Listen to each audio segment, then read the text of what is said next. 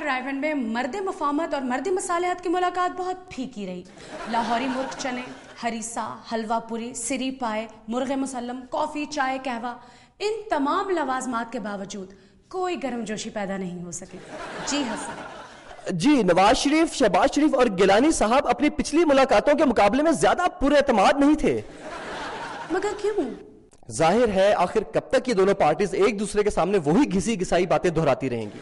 अलबत्ता वहां पर माइक खुले रहने के बायस शौकत तरीन साहब की रुखसती का इंकिशाफ जरूर मंजर-ए-आम पर आ गया।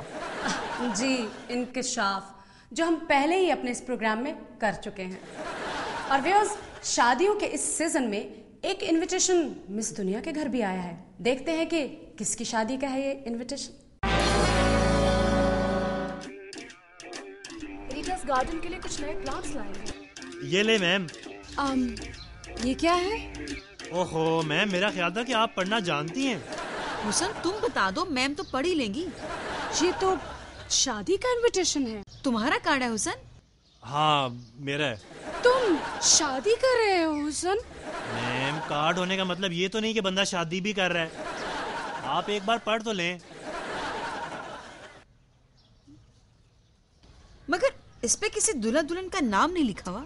ओहो, दुल्हा दुल्हन ही होते हैं, नाम नहीं होता उनका। नाम जो मर्जी हो, कोई शादी की हिमाकत का इरादा कर ले तो वो दुल्हा कहलाएगा और लड़की दुल्हन।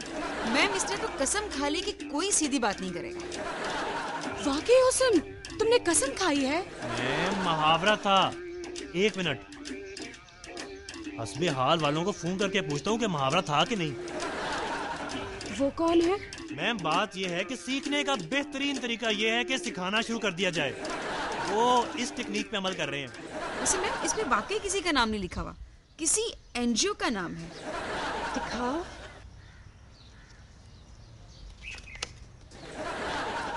वाह, ये तो इज्तिमाई शादियों का कार्ड है। मैं तो कहता हूँ जी, मौका भी है, दस्तूर भी है और 4 शादियों के शिक दस्तूरी भी होने वाली है। तो क्यों ना हम भी बहती गंगा में हाथ धो ले। बात ठीक है। वैसे इंडिया हमारे दरियाओं के पीछे पड़ा हुआ है, हम भी गंगा में कुछ ना कुछ करें। ओहो, मुहावरा है बहती गंगा में हाथ धोना, लेकिन तुम्हें क्या पता तुम कौन सी कोई हुकूमत में हो। मैम, बाज लोग कार खैर के लिए इज्तिमाई शादियां करवाते हैं और ये उसी एनजीओ का इनविटेशन है, मगर ये तो चीफ गेस्ट का है। ये हमको चीफ गेस्ट बनाना चाह रहे हैं, हालांकि ये तो आम गेस्ट भी नहीं रही। मेरा मतलब है कि बिल्कुल लोकल होके रह गई है ना। रीटा, ये क्या कह रहा है? छोड़े मैम आप इसे। अदाकारा मीरा की वालदा ने सियासत में अमली तौर पर हिस्सा लेने का फैसला कर लिया है। उनका कहना है कि वो बल्दियाती इलेक्शन में हिस्सा लेंगी और उनका ये भी कहना है कि हो सकता है वो और मीरा अपनी जाती सियासी पार्टी बना लें। जी हाँ, मीरा ने मुख्तलिफ इश्यूज पर इतने बयानात बदले हैं कि अब उन्हें सियासत में आ ही जाना चाहिए। और कौन बनेगा मीरा पति? जी, आज उनके सेट पर बच्चों का बहुत शोर है। क्यों? खुद ही देख लीजिए कौन बनेगा मीरा पति।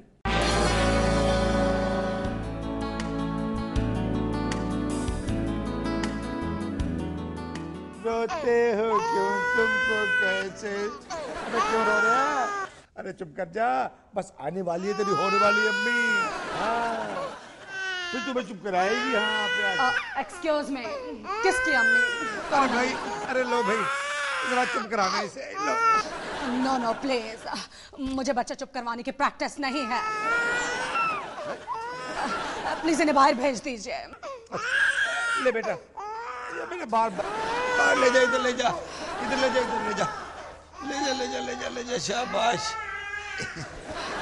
डायरेक्टर साहब, ये क्या हो रहा है यहाँ पे? आपने सेट पर सफाई नहीं करवाई।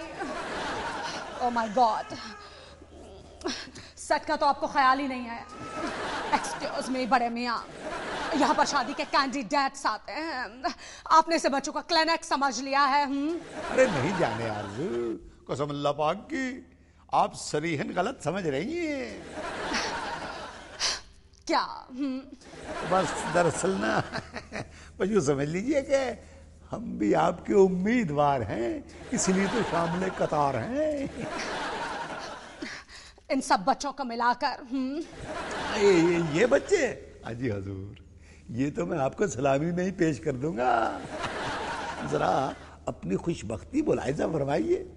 यानी लोगों को तो शादी के बाद औलाद की नेमत मिलती है, और आप माशाल्लाह, यानी बात पक्की होते ही ये नेमत आपको मुयस्सर आ जाएगी। एक्सक्यूज मी, आपको शर्म आनी चाहिए। I mean Shem. 2 बच्चे आप यहाँ लेकर आए हैं, यकीनन कुछ बच्चे घर में भी होंगे, और आप फिर भी मुझसे शादी करने के ख्वाब देख रहे हैं। वल्लाह ये ख्वाब नहीं है, आप नफ्स बनफ्स हमारे रूबरू तशरीफ फरमा है, और ये बंदा है नाचीज आपके रूबरू हाजिर है। हसीना आलमपना, मैं बहुत दुखी इंसान हूँ। मेरी बीवी चल बसी, मेरी बीवी चल बसी।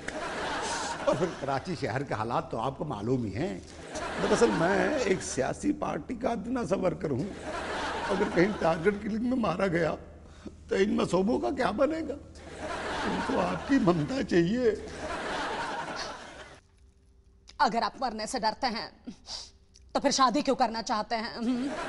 जब फायरिंग में ही मरना है तो फिर रंडापे में क्यों मरूं? क्यों न जाते जाते किसी का घर बसा जाऊं? तो क्या कहा है किसी शायर ने? एक्सक्यूज मी प्लीज, मुझे शेर व शायरी मत सुनाइए। जल्दी से ये बताइए कि आपका जरिया रोजगार क्या है? क्या कहते हैं उसे? Yes, learning. तो अर्निंग। यस। और बस जी, मुशायरों से कुछ मिल जाया करता था। अब तो शहर के हालात ऐसे ही नहीं रहे कि मुशायरे हों। कहीं कोई कमबख्त पूरा मुशायरे ना उड़ा दे।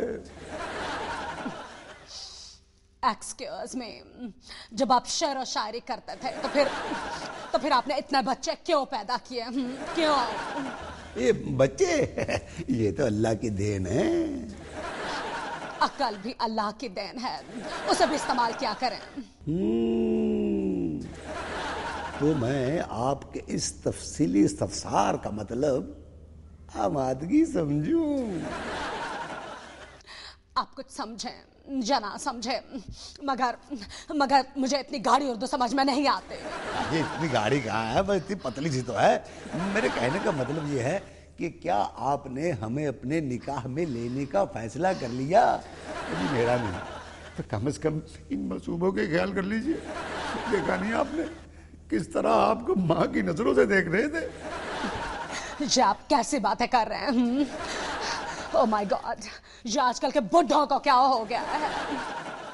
अजी शरई काम में कैसी हिचकिचाहट, कैसा तज़ब्ज़ुब, ये तामुल, ये तगाफुल छोड़िए, ये अच्छी चीज नहीं है। आपको पता है आपको कि मैं इंटरनेशनल स्टार हूँ। इतनी तौहीन बर्दाश्त नहीं कर सकती मैं। तो कितनी कर सकती हैं? इरशाद फरमाइए। बड़े मियाँ, आप यहाँ बैठिए, मैं चली जाती हूँ। आपसे मैं शादी नहीं कर सकती, मैं जा रही हूँ। मरवा दिया बच्चों ने। अगर बच्चे ना होते तो ये हसीना हमें हासिल हो जाती। मैं हूँ मिस दुनिया।